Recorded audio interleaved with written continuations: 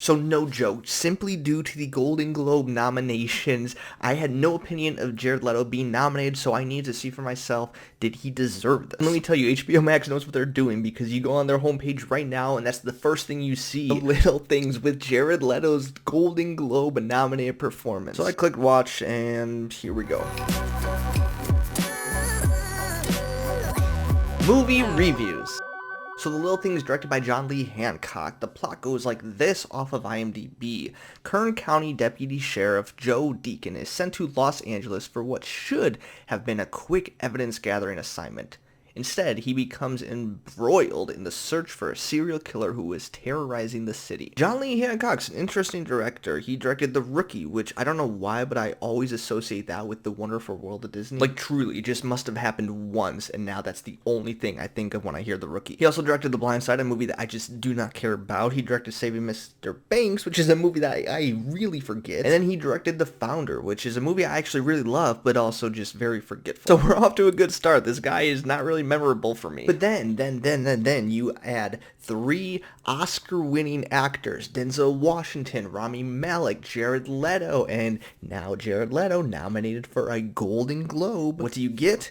Well, if you've read any reviews, just a near duplicate of the movie 7. And I get it, and I hate that I have to say that because I want to be somewhat original in this review, but I cannot help but notice the similarities. In fact, I'm not exaggerating. Moments after this movie ended, I queued up 7 right there on HBO Max. Literally right there on its Wikipedia page in like the second paragraph, it says, with some comparing it unfavorably to the 1995 film 7. But to be completely honest, outside the fact that this really does feel like a cheap remake, I didn't completely hate this movie. And I think that kind of helped me seeing a lot of the negative responses to this film, because going in, I definitely didn't feel as strong as a lot of other people seemed to feel about it. Is it a good movie? No, this is not a good movie, but there were parts where I was hooked. I was definitely engaged with the story and I wanted to see what happened next. The problem is I felt like it was really predictable what was gonna happen next. Denzel Washington, let's start there, because his career is just fascinating. I've never seen someone pump out so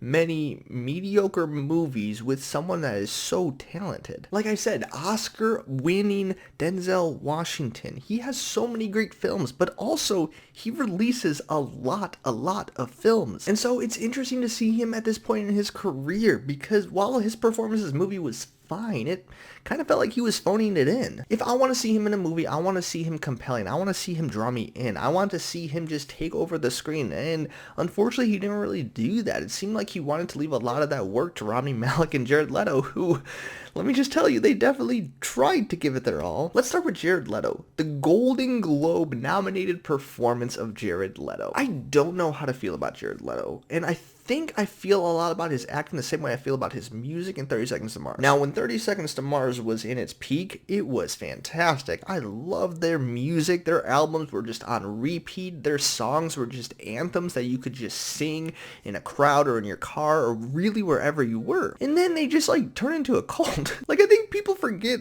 the Church of Mars. Like, that was a weird thing. And his acting, I think, is taking that same path where like he started acting. It's like, wow, he's a really good actor. He's winning an Oscar for this amazing performance. But then he goes and plays Joker, which not only is a terrible performance, but then all this stuff comes out that he was actually like a terrible person and human being while filming that movie. So yes, I'm torn, and I feel like a lot of people's perception of him is playing into their feelings of his role in this movie, because to be completely honest, it kind of worked for me. And yes, he looked fake, and he doesn't really fit like this creepy mechanic vibe. He's just a general creep, but it worked. I think he did a good job. Golden Globe nominated? Probably not, but he was not the worst part of this movie. Let me get to the worst part of this movie.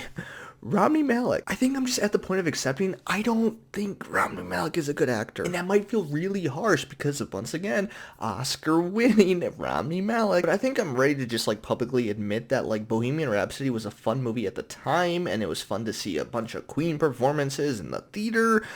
But looking back, I don't think I like ever need to watch it again, and his performance was just like, good job, you just kind of said the line. So I don't know, I'm not particularly happy that he has an Oscar attached to his name, and especially because it's based off of a movie of one of the greatest bands of all time. But his performance in this movie is just so absurd. I don't think I've ever seen anyone more miscast than him, playing this detective. He looks like he's playing dress up. Like, he doesn't fit the role. He's not acting like a detective. He's acting like a creep. In the whole movie, I was expecting like more to happen with his character, because like, okay, there's gotta be a reason for why he's acting this. Like, why is he making these decisions? And there's no reason behind it. He truly is just a weird person, I guess. Honestly, I think him and Jared Leto could have switched roles and it would have worked almost better. I think I'm interested to see him in the new Bond movie, and I think he'll play a great villain, and maybe that will make me turn on him. But right now, I'm just like, I don't really need to see anything else you have to offer. So that's the acting, that's the directing, that's the story. I don't know what else there's to say. The cinematography was like, it was top quality. It feels good to like see like a quality movie on streaming, and streaming definitely has picked it up. But like, there's a big difference between like a Netflix original movie and then a movie that's made for theater. And so with this being one of the first movies that Warner Brothers puts out on HBO Max along with theaters, it